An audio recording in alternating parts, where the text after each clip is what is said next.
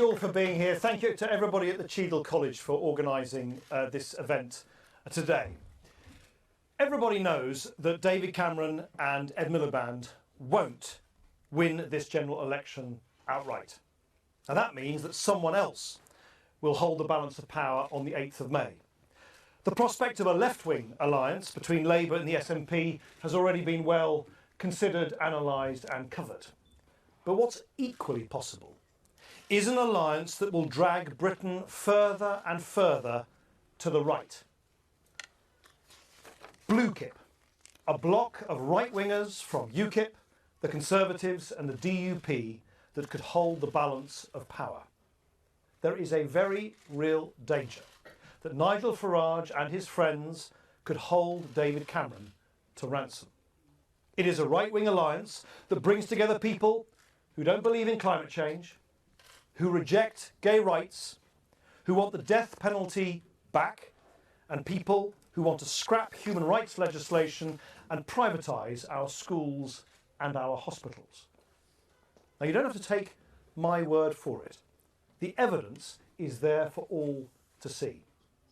Listen to Conservative MP Edward Lee, who described belief in climate change as a thoroughly painful ideology.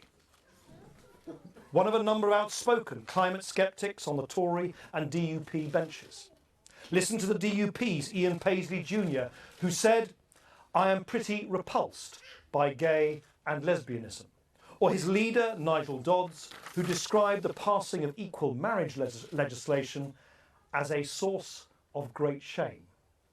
Listen to Conservative MP Steve Baker, who argued that companies should be allowed to run schools for profits. Take the Conservatives Damien Green or even Nigel Farage himself, who have argued for an insurance-based NHS.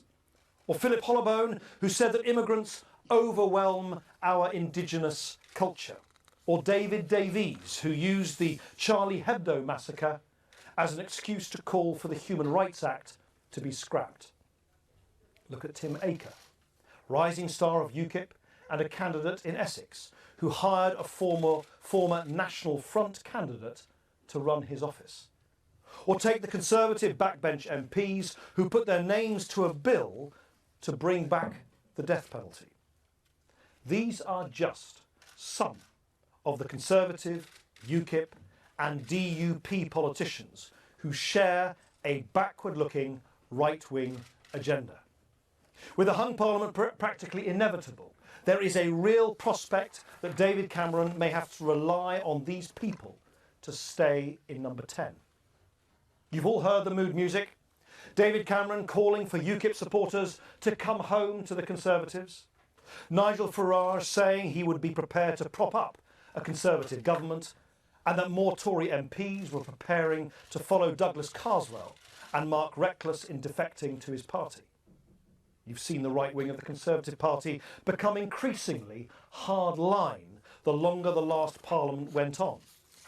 You've read the alternative Queen's speech written by right-wing rebels which proposed banning the burqa, bringing back the death penalty and rolling back sexual harassment laws.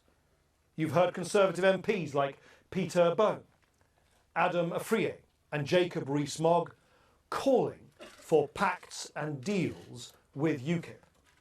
And only yesterday, there were reports of Nigel Farage opening back channels with the Tories to discuss a post-election pact.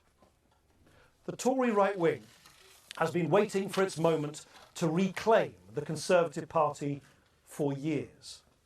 And with the help of MPs from UKIP and the DUP, that moment may be about to come into reality. Imagine what would happen to our country, to Britain, if the Prime Minister has to bargain with Nigel Farage and his friends for votes. Our public services cut to the bone, our communities divided, our shared British values of decency, tolerance and generosity cast aside. Instead of Liberal Democrats holding the balance of power and using it to keep the government anchored in the Liberal centre ground, Nigel Farage and his friends in the Conservatives and the DUP would drag Britain further and further to the right. So ask yourself this. Do you want Liberal Democrats to keep the government in the centre, or Nigel Farage and his friends forcing David Cameron to lurch to the right? Do you want a coalition with a conscience, or a divisive coalition with a grievance? There is a right-wing threat to Britain, and the only way to stop it is to make sure there are enough Liberal Democrat MPs to keep the next government anchored in the centre ground. Who holds the balance of power in Britain the morning after polling day matters. It matters a lot. And the only people standing between Blukip and real power are a small number of Liberal Democrat candidates. So today, we are publishing a list of 20 marginal seats in Britain where a Conservative win could hand the keys to number 10 to Blukip. The only way to keep Blukip out of power is to vote for Liberal Democrat candidates like Mark Hunter here in Cheadle, Lisa Smart in Hazel Grove, Stephen Gilbert in St Austell and Newquay, and Steve Bradley in Bath and others. The only way, in other words, to get a stronger economy and a fairer society is to vote Liberal Democrat on May the 7th. Thank you very much for listening to me.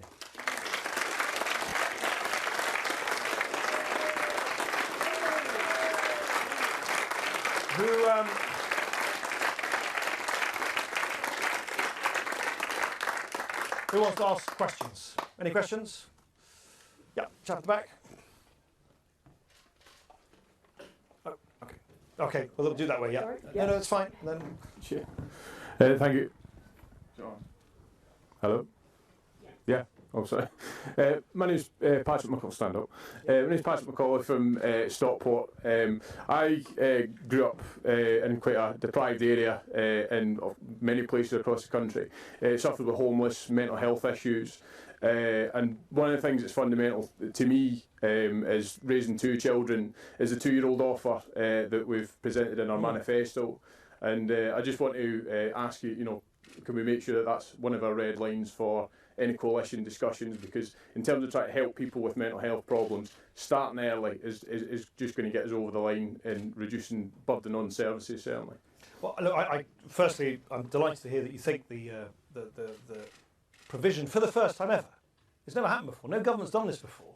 And it's only happened because Liberal Democrats are in government and have been over the last 5 years, of 15 hours of pre-school support to 2-year-olds. And we started, as you may remember, for 2-year-olds from the 20% poorest families in the country. Then we doubled it, so it's now an eligibility provided to the 40% of lower income families in the country. And the next step we want to do is extend it to all families with 2-year-olds.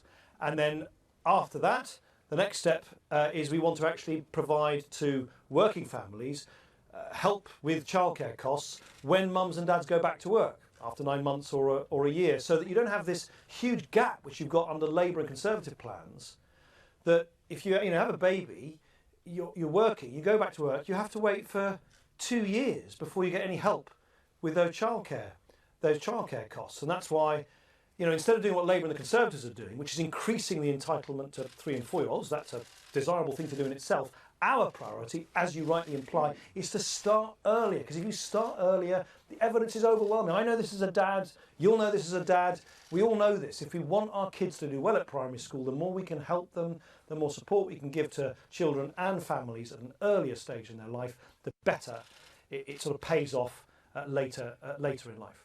Other questions? David?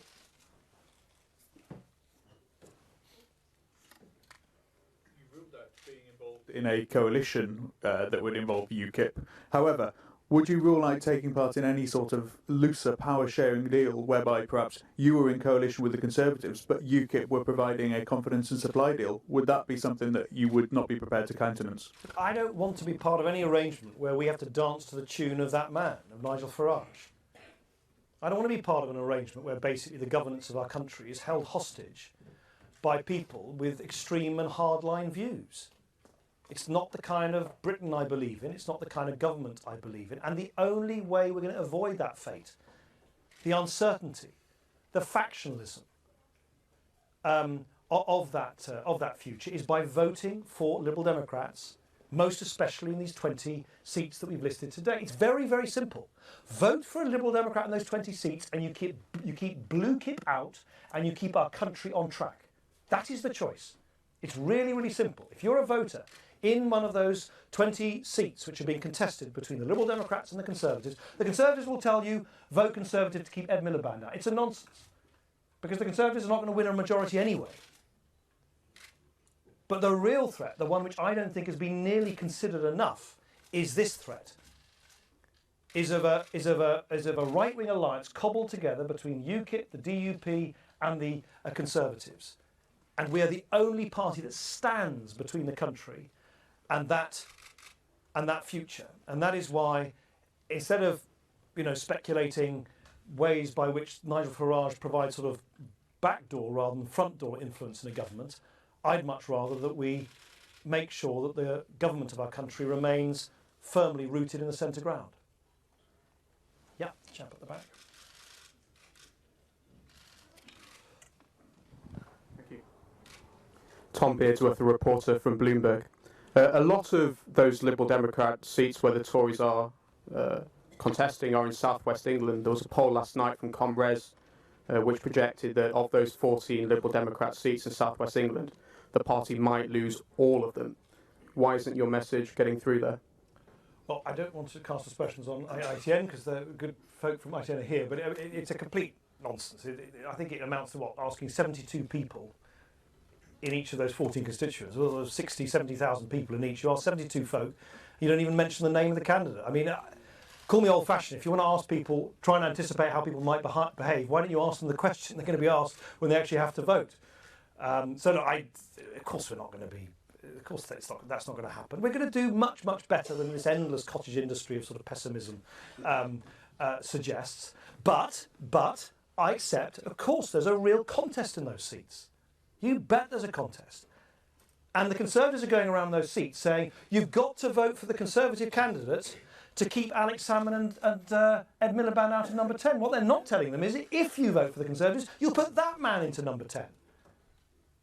And that's the point about this event today, is that I want to sort of raise the flag of alarm about a real, genuine prospect of a divisive, hardline, right-wing alliance governing our country after May the 7th. And I don't want decent, centre-ground Conservative voters in those seats to sleepwalk towards that kind of future. And I think I have it's quite right. The Liberal Democrats are being very explicit in forceful terms about the threat, because I don't think that's what those decent sort of moderate centre ground Conservative voters in many of those constituencies want. They don't want David Cameron dancing to the tune of Nigel Farage. They would, most of them, like us to, broadly speaking, continue on the route that we've embarked upon over the last 5 years, which is to continue to complete the job of economic recovery, but do so in a balanced and fair way. Leave that.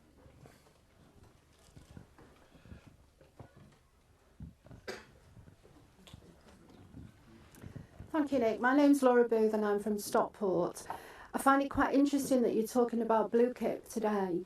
There's 11 million disabled people in this country who are absolutely terrified of them forming a coalition.